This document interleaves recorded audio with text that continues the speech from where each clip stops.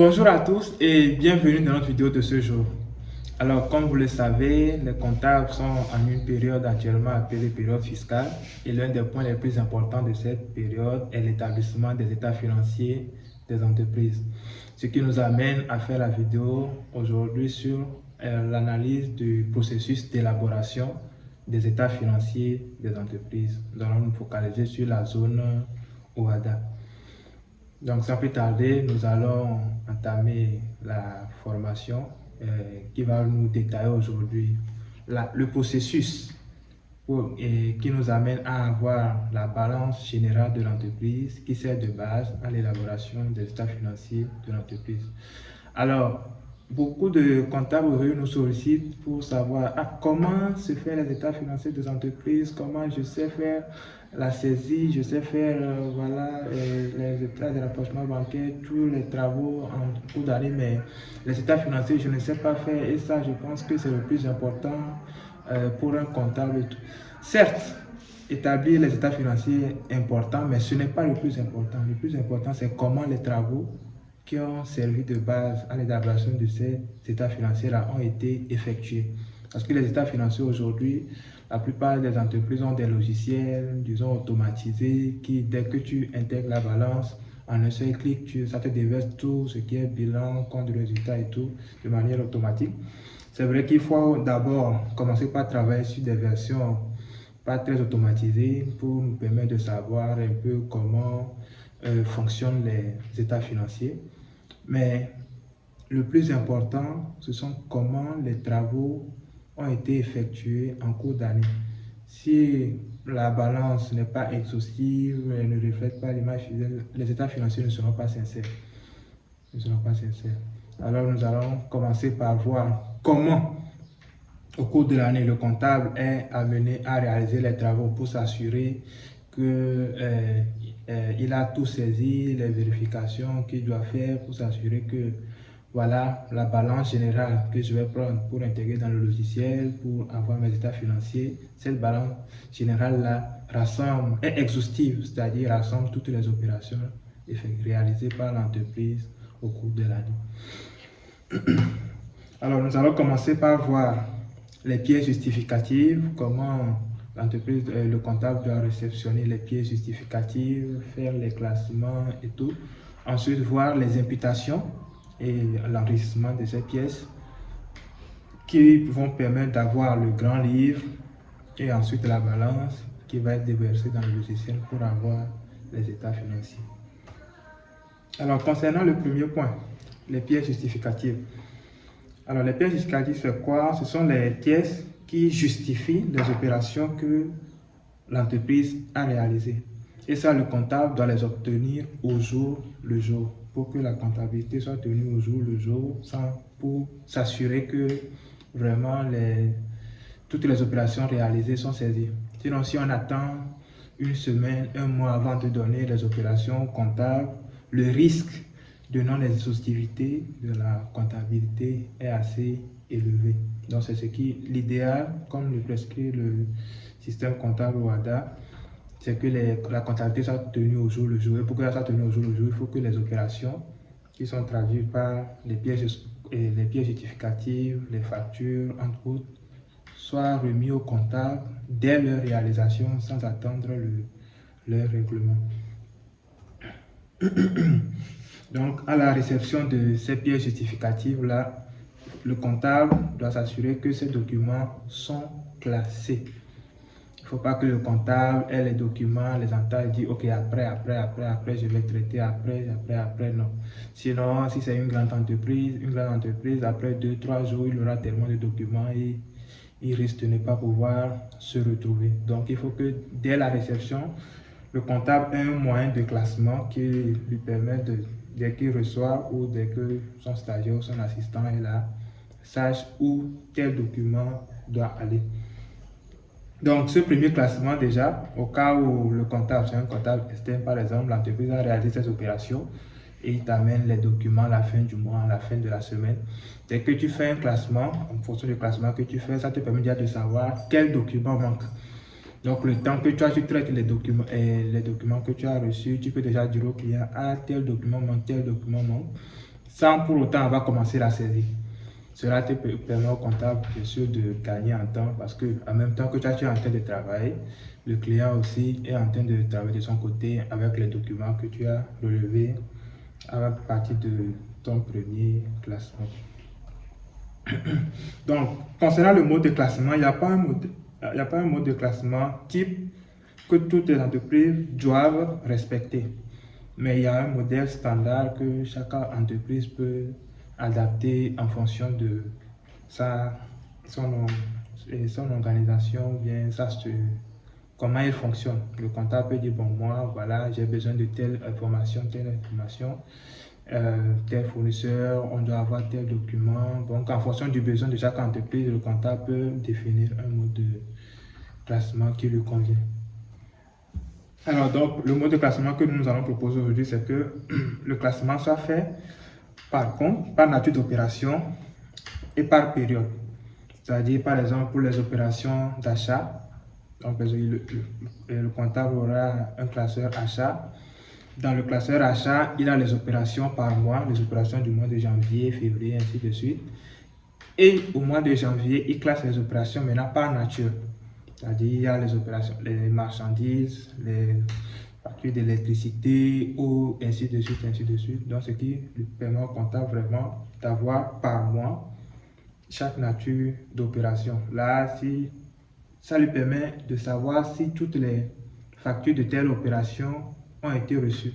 Par exemple, au mois de janvier, je n'ai pas vu ma facture d'électricité. Je peux dire que oui, c'est normal parce que la facture d'électricité vient chaque 2 mois. Donc, je dois m'assurer que cette facture-là, je l'ai en février et ainsi de suite, ainsi de suite. Même chose pour le mois de février jusqu'à la fin de l'année. Après, même chose, la même méthode qu'on utilise pour les achats, on utilise la même pour les factures de vente. Les ventes, on les fait aussi par période et puis on les fait par nature aussi. Alors, en fonction des entreprises, on peut voir. Bon, moi, les ventes, au lieu de les faire par nature, je vais les faire par client et par mois. Voilà, ou bien je vais les faire par numérotation. Donc, chaque entreprise, en fonction de sa taille, en fonction de ses besoins.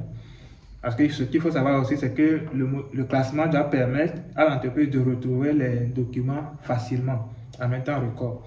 Sinon, si on fait un classement et après pour trouver une pièce, on passe du temps, là, ça veut dire que le classement, il y a un problème. On doit faire un classement qui nous permet de retrouver les documents facilement pour pouvoir prendre des décisions ou voilà, régler les éventuels problèmes. Ensuite, même chose pour les immobilisations. C'est-à-dire tout ce qui est investissement que la société a acquis. Donc on les classe aussi par période, par mois, janvier, février, ainsi de suite, et ensuite par nature. Donc on classe les logiciels par exemple, ensuite tout ce qui est relatif à des constructions, les matériels de transport. Voilà. Maintenant, quelles pièces justificatives classées, par exemple pour le véhicule que l'entreprise a acquis au mois de janvier, par exemple, on doit s'assurer d'avoir la facture et même la carte grise pour s'assurer que vraiment le véhicule est au nom de la société, si c'est le cas, et voilà, ainsi de suite. Donc, on les fait au mois de janvier, au mois de février, jusqu'à la fin de l'année. Ensuite, une rubrique salaire. Comme vous le savez, le salaire, ce n'est ni achat, ce n'est ni vente. Donc, on les met souvent, on les comptabilise souvent dans les journaux OD. Opérations diverses. Là, le comptable peut dire, bon, au lieu de mettre tout en opérations diverses, ben, je vais créer un classeur salaire, spécialement pour les salaires. Alors, pour les salaires, on les fait aussi par période, janvier, février, ainsi de suite. Et là, ça dépend. Si la société utilise un logiciel de paie parce qu'elle a plusieurs salariés et tout, donc on va classer pour chaque mois, il faut qu'on ait le livre de paie mensuel. À part le livre de paie, il faut qu'on ait l'état des charges patronales, voilà, parce que dans le livre de paie, on n'a que les opérations qui vont avec les retenues qui sont effectuées sur le salaire du salarié. Mais après, concernant les charges patronales, il faut qu'on ait à part un état des charges patronales, parce que sur le livre de paie, ces opérations-là ne sont pas détaillées. Donc, c'est sur l'état des charges patronales que les cotisations patronales sont détaillées. Donc, on a ça pour le mois de janvier, février et ainsi de suite. Donc, on peut aussi classer ici les ordres de virement, des salaires, voilà, ou soit on les met dans le classeur banque, mais On peut aussi mettre pour chaque mois, on a les bulletins, on a des livres de paie, on a aussi les loges de virement qui vont avec. Là, ça permet vraiment d'avoir les dossiers complets par mois et puis par salaire. Ensuite, au niveau de la trésorerie, on fait un classeur pour la caisse, par période aussi, et par mois. Par exemple, si la société, le caissier tient un brouillard de caisse, voilà, donc chaque mois, on imprime le brouillard de caisse, soit on le fait par semaine ou bien mensuellement. Ensuite, on a les pièces de caisse, dépenses, recettes, dépenses accompagnées des pièces justificatives. Voilà, et ensuite on peut imprimer aussi le grand livre caisse pour annexer au brouillard de caisse mensuel. Un rapprochement de caisse si c'est fait, au cas où il y a des écarts entre le grand livre et puis le brouillard, s'il y a un écart, on peut faire un état de rapprochement de la caisse pour voir l'écart là c'est dû à quoi, et aussi faire un PV de caisse si l'entreprise fait des PV mensuellement. Donc on le fait pour le mois de janvier, février et puis ainsi de suite jusqu'à la fin de l'année. Donc à part la caisse aussi, on a le journal banque. Si l'entreprise a plusieurs banques, de même qu'au niveau de la caisse, on crée les banques par compte bancaire que la société a.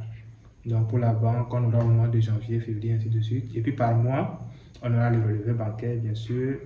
On peut avoir les copies de chèques, les ordres de virement, les remises de chèques et tout ce qui justifie les opérations bancaires du mois. Le grand livre de la banque et puis l'état de rapprochement bancaire pour voir les suspens éventuels qu'il y a dans le rapprochement. Alors, quand le comptable fait l'état de rapprochement bancaire, dès qu'il y a des suspens, il ne suffit pas de dire qu'il y a des suspens et puis on garde l'information jusqu'à la fin de l'année. Donc, dès qu'on remarque qu'il y a des suspens, il faut remonter l'information pour voir pourquoi il y a tel suspens et puis voilà. Si les suspens sont justifiés, que voilà, c'est le fournisseur ou le client par exemple qui n'est pas encore, voilà, là on garde. Mais dès qu'il y a des anomalies, il faut remonter l'information pour essayer de trouver des solutions. Au lieu d'attendre par exemple des anomalies de janvier, attendre le mois de décembre pour, voilà, lors des travaux de fin d'exercice, là, ça fait perdre du temps au comptable. Donc là, on le fait pour le mois de janvier, février, ainsi de suite jusqu'à la fin de l'année. Ensuite, on a un classeur impôts et taxes par mois. Donc là, en fonction de la nature des déclarations fiscales, sociales, tout ce que l'entreprise fait, voilà, on peut les classer ici. Par exemple, au mois de janvier, on classe les déclarations de TVA, VRS, BRS, et ainsi de suite, les déclarations sociales. Donc, à l'entreprise de voir, au lieu d'avoir impôts et taxes, bon, moi j'ai un classeur fiscal, un classeur pour les déclarations fiscales, un classeur pour les déclarations sociales par mois, et puis je classe par TVA, VRS, BRS, bien j'ai un classeur TVA à part, un classeur VRS à part BRS, donc c'est à l'entreprise de voir. Mais l'essentiel, c'est d'avoir tous ces documents-là classés quelque part. Donc on a ça pour le mois de janvier, février, ainsi de suite. Donc là, c'était par rapport au premier point concernant les pièces justificatives. Alors ensuite, on a reçu les pièces justificatives, là on doit passer à leur imputation et leur enregistrement. Alors l'imputation, c'est le fait d'apposer sur une pièce justificative l'écriture comptable. Donc transformer, si vous voulez, la facture en un langage comptable. Voilà, par exemple, achat de marchandises, on débite le compte 601 et on crédite le compte fournisseur 401 s'il n'y a pas de TVA. Donc, imputer une facture, bien une pièce justificative consiste à renseigner l'écriture comptable de cette opération sur la facture. Donc, après imputation, si par exemple c'est l'assistant qui fait les imputations, son responsable vérifie, s'il valide après, on passe à l'enregistrement qui consiste à renseigner cette écriture comptable-là dans le logiciel que l'entreprise utilise. Généralement, l'imputation est d'abord faite au crayon. Comme ça, après vérification, si on valide là, on peut mettre ça au stylo. Voilà. C'est pour éviter qu'en cas de correction, on puisse faire des ratures, des blancos et tout ça. Donc, après d'avoir enregistré, voilà, il faut que le comptable mette des informations sur la pièce qui permettent de savoir que cette pièce-là est déjà enregistrée. On peut par exemple mettre la mention saisie et puis accompagner ça du code du journal dans lequel l'opération est saisie, mettre le mois, il peut mettre le numéro de la pièce, voilà. C'est au comptable de voir les informations qu'il peut mettre, lui servant de se retrouver facilement. Alors, ce que nous pouvons aussi dire par rapport à la saisie, c'est que généralement, après la saisie, vous allez voir, on va venir au point tout à l'heure pour le grand livre. Donc, l'un des points les plus importants aussi, c'est le libellé qu'on doit renseigner au moment de la saisie. Parce que le libellé doit permettre au comptable de savoir l'opération, de quoi il s'agit, sans avoir la facture à côté. Sinon, si on saisit une opération, après on dit ça là, qu'est-ce qu'on a acheté, c'était quoi, c'est pas la quoi, et après on dit non, j'ai pas la facture, je vais aller voir la facture d'abord. Ça veut dire que le libellé a un problème. Il faut que dans le libellé, on puisse renseigner le numéro de la facture, le nom du fournisseur, ce qu'on a acheté, et bon, les informations un peu importantes. Ce qui fait que quand on aura le grand livre devant nous, on voit le libellé, on nous pose des questions. Ah, ça là, c'est quelle opération? On puisse répondre sans pour autant avoir besoin d'aller au niveau de la facture pour voilà, savoir de quoi cette opération. Donc, par exemple, pour une facture d'achat, on peut renseigner dans le libellé le nom du fournisseur, le numéro de la facture, on peut mettre la quantité achetée, la nature de la marchandise, voilà. Ce sont des informations, le comptable peut améliorer ça. Donc, la saisie des opérations de toute l'année, ainsi que la réception des pièces justificatives, les imputations et puis les enregistrements dans le logiciel, le tout nous permet d'avoir l'ensemble des opérations dans le logiciel. Là, le grand livre est le document, déjà, le grand livre dont nous rappelons que la tenue est obligatoire, est rendue obligatoire par le système comptable WADA. Le grand livre nous permet d'avoir le détail des opérations enregistrées par compte au cours de la période pour laquelle on extrait le grand livre. On peut extraire le grand livre du 1er au 31 décembre, du 1er au 28 février, ainsi de suite. Donc, le grand livre nous permet d'avoir l'ensemble des opérations enregistrées dans le logiciel par compte. Donc, alors, après avoir fait la saisie de toutes les opérations, et voilà, on a les grands livres, et on s'est assuré que voilà, dans le grand livre, on a le détail des opérations par compte, toutes les opérations sont saisies. Là, on a la balance. La balance nous permet d'avoir les opérations par compte, mais en cumul. C'est-à-dire, on n'a pas le détail. La balance, on a par exemple le compte 601, achat de marchandises, 100 millions. Pour savoir le détail des opérations qu'il y a dans ce compte, c'est le grand livre qui nous permet de savoir de quoi est composé ces 100 millions-là. Le 1er janvier, on a acheté pour 50 millions, le 28 février, 20 millions, et ainsi de suite. Ça, c'est le grand livre qui nous permet d'avoir le détail. Alors que les grands livres, la balance nous permet juste d'avoir le cumul par compte. Voilà, et c'est la balance qui est intégrée dans le logiciel. Bien sûr, après les travaux de fin d'exercice, quand on a fini la saisie des opérations de l'année, à la fin de l'année, on a une balance, mais cette balance elle est provisoire.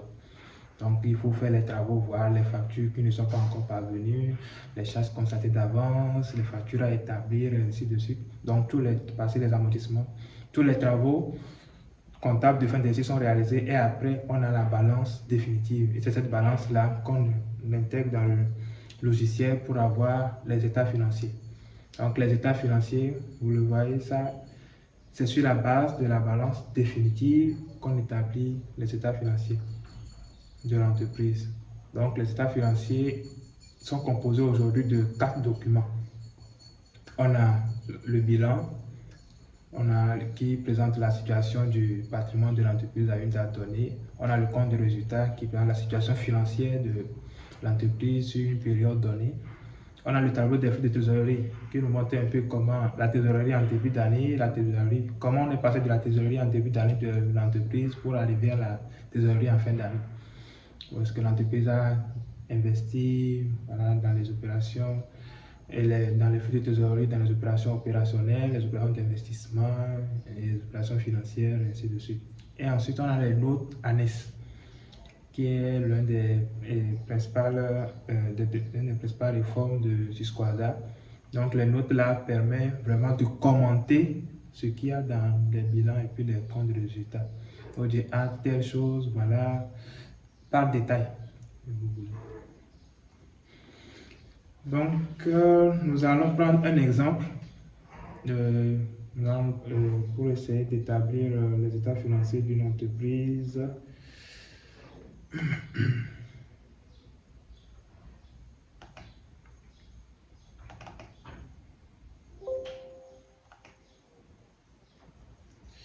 Ok.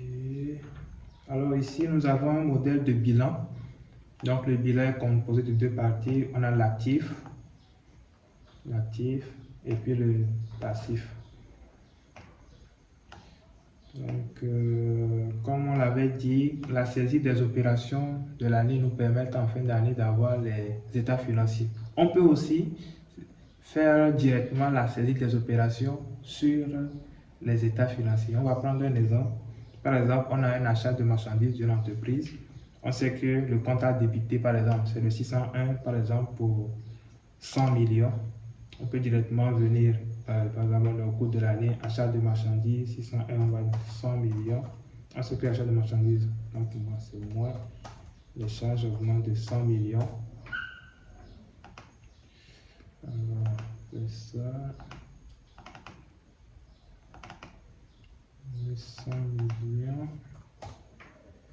Ensuite, on a soit dette fournisseur ou bien on sort l'argent de notre trésorerie. Ici, on va supposer que c'est un dette fournisseur de 100 millions.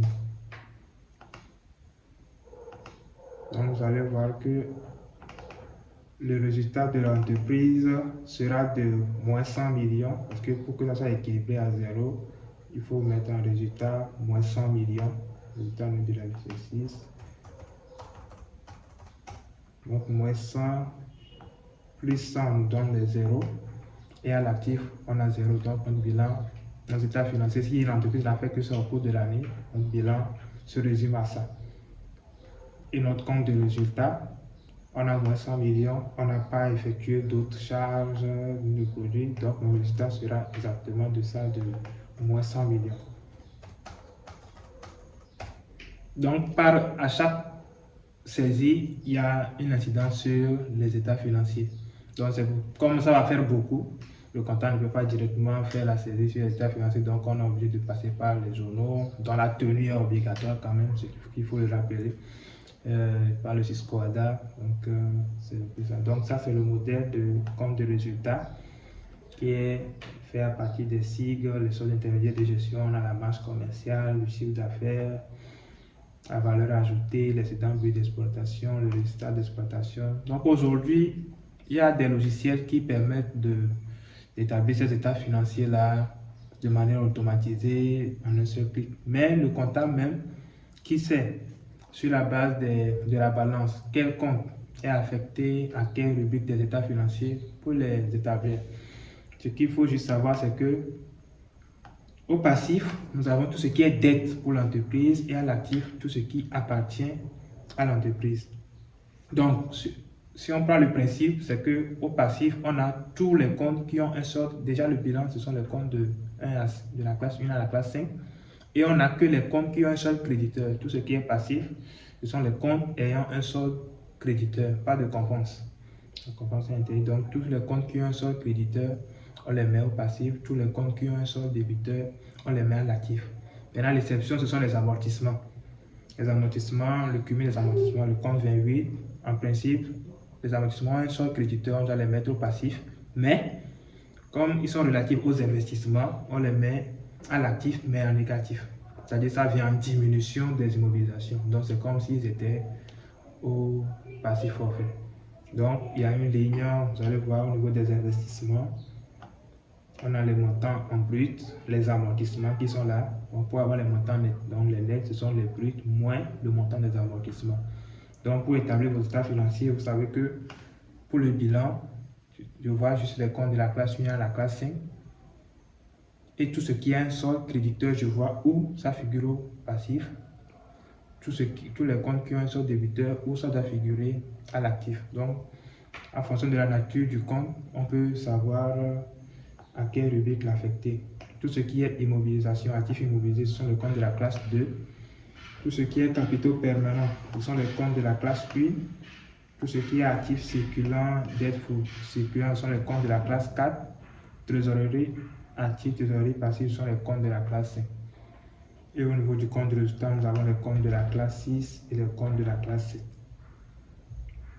Donc, en résumé, c'est ça. Nous avons les flux de trésorerie qui nous permettent de savoir, à partir de la trésorerie au 1er janvier, où est-ce que l'entreprise a fait tout ce que l'entreprise a réalisé en acquisition d'immobilisation, en cession d'immobilisation, les flux de trésorerie qu'il y a eu au cours de l'année, mais de manière condensée, parce que l'état financier, c'est juste présenter tout ce que l'entreprise a réalisé au cours de l'année, mais en condensé, dans un langage aussi facilement compréhensible par les parties prenantes avec l'entreprise. Donc voilà le partage que nous avons voulu faire avec vous. Vos avis nous intéressent, alors n'hésitez pas à les mettre en commentaire et à la prochaine. Bye.